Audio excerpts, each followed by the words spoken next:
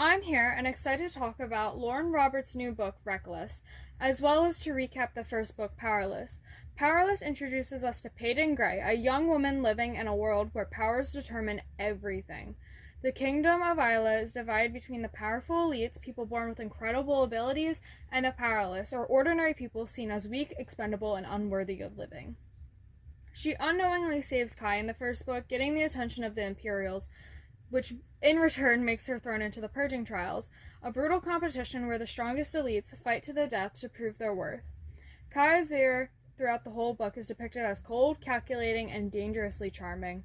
Kai is the future enforcer, an elite that serves the king of Isla, and he has to win the trial by the orders of his father, and his father will do anything to make it happen. His father is also the old king, and Kai was accepting of that fate, but when he crosses paths with Peyton, everything he thought he knew starts to unravel.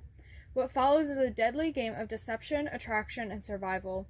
As secrets unravel and tensions rise, it makes Peyton and Kai choose between their duties of loyalty and begrudging love for each other. Powerless ended with a lot of betrayal, shocking secrets, and a kingdom on brink of war. Reckless picks up right where Powerless left off.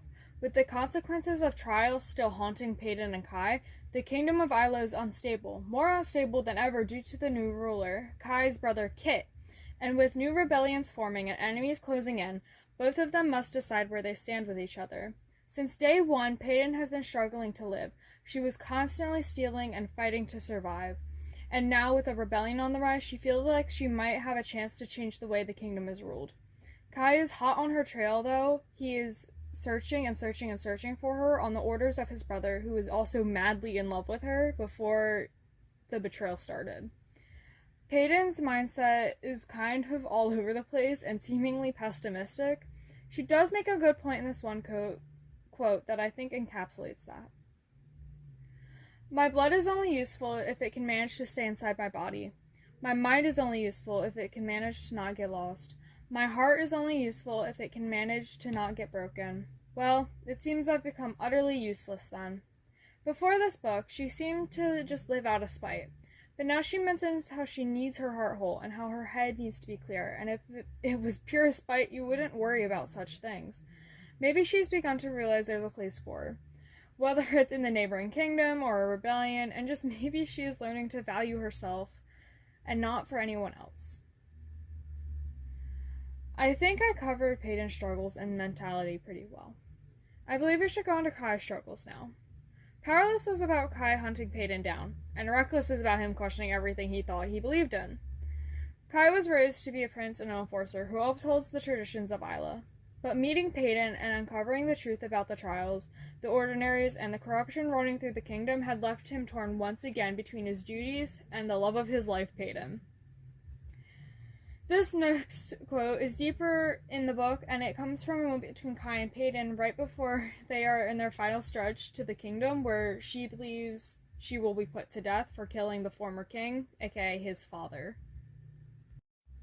Tell me you hate me, and I'll still count every heartbeat, every freckle, every shiver of your body if only you say it with a smile. He backs away, freeing my face from his hands. I may be a monster, but if you cut me, I'll bleed, and if you break my heart pay, you'll break me. So if even a sliver of your soul longs for mine, I'll spend the rest of my life trying to deserve it. Kai has always believed in having control and sticking to his jobs and duties, but when Peyton arrived, he suddenly found himself wanting something he couldn't have. He was used to keeping his emotions at bay and wasn't sure how to handle them. It's very clear when he says this that he very deeply cares and loves for her, even if she is still fighting it. I think another quote that I found proves this point more.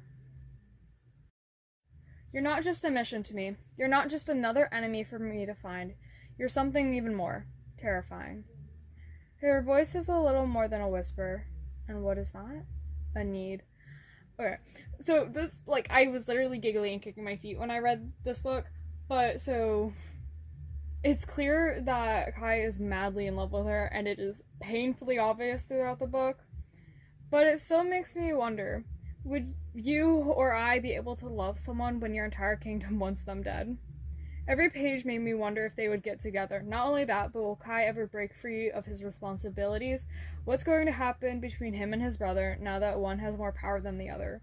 Will Peyton make a good rebellion leader? I mean, the last rebellion she was in collapsed on her, and she had to flee the kingdom. There's so much that happens, but one thing is for sure, there's a huge push and pull dynamic between Kai and Peyton. Light bickering, fist fights, daydreaming, and flirty comments. And I feel like this quote with context will explain it all. Hate me enough to make me want you. I cup her jaw, feeling her eyes burning into mine. Ruin me. And then they kissed. Right after the little kissing scene, they instantly felt guilty. I don't know if guilty is the right word, though. Maybe ashamed would be a better word for it. And then they went right back to arguing with each other. Despite this fact, though, they did have several more kissing scenes, and I think it's amazing when books have the he fell first and then fell harder. Like, that just, the whole book is basically that, and I love it so much. I think it's such a good read if you like fantasy and romance. Reckless is the kind of sequel that kept me up at night flipping pages and barely sleeping, gasping at every twist, and screaming as loud as possible at the book when things didn't go the way I hoped. Lauren Roberts is a flawless author, and I can't wait to read more of her pieces. She seemingly made the perfect story, filled with heart-pounding action, romance, and moral dilemmas.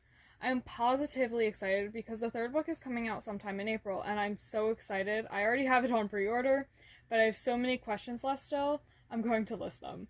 And maybe you can make your own predictions. Will Peyton and Kai find a way to change their kingdom? Because with the way it's going now, I'm praying they do. I want that happy ending. And a mini spoiler alert, there's this thing that goes on with Kit and Peyton. He asked for her hand in marriage, and they called it a political tactic. I'm not quite sure if it is, because he did really have a big crush on her, so I'm, like, really excited about that. But their whole dynamic is really complicated. Also, I hate that she leaves you on cliffhangers. Anyway, if I have bloopers, I'll put them in now. Bye!